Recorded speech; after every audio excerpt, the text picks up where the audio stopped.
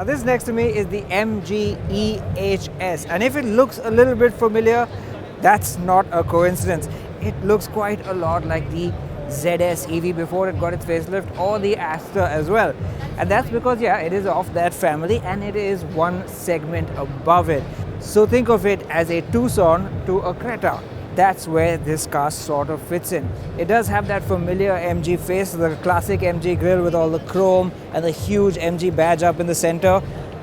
A familiar DRL signature in the headlamps and lots of chrome lower down.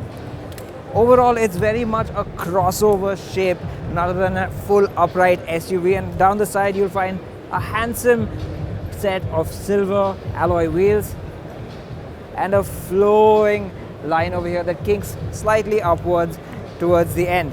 Now, if you follow me over to the back, you'll find a set of smooth out tail lamps that just wrap around this car and give it not a very exciting rear end look, but a rather neat and tidy one. And overall, I think Indian buyers might like the simplicity of this car's design. It's very safe and it's not very polarizing. Now, the reason it's called the eHS is because it's a plug-in hybrid. It comes with a 1.5 litre turbocharged petrol engine and a 16.6 kilowatt hour battery that's good for about 52 kilometers of electric only range. Be charged on a 3.7 kilowatt wall box AC charger, and really that makes it a whole lot more practical for city use. You could use it as an EV over there. Now, that's a very interesting variant. And if MG brings it to India, they're saying it's under evaluation. I hope this is the one they bring because it will really set it apart from the rest of the cars in this segment. MG hasn't been one to shy away from breaking the mold when it comes to technology, and this could just be the car to do it. Now, as with a lot of MG interiors, this one goes out of its way to give you that luxury feel with a lot of soft touch plastics and contrast stitching on the dashboard. It's also got lots of shiny stuff, brushed aluminium just about everywhere, and the quality, I gotta say, is pretty good all over the place.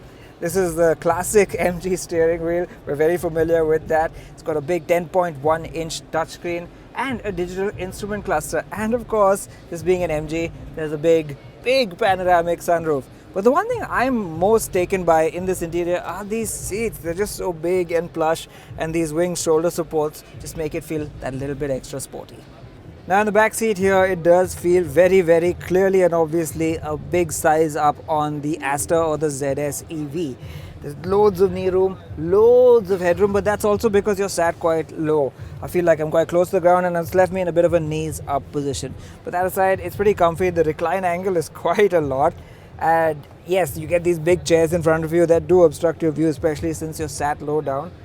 But other than that, it's a pretty nice rear seat to be in, although I still think that's the seat you want to be in more than anything else. So, what do you think about the MG eHS? Do you think MG should bring it to India? And if so, would you like to see this plug-in hybrid version? Let us know down in the comments, and I hope you're subscribed to Autocar India.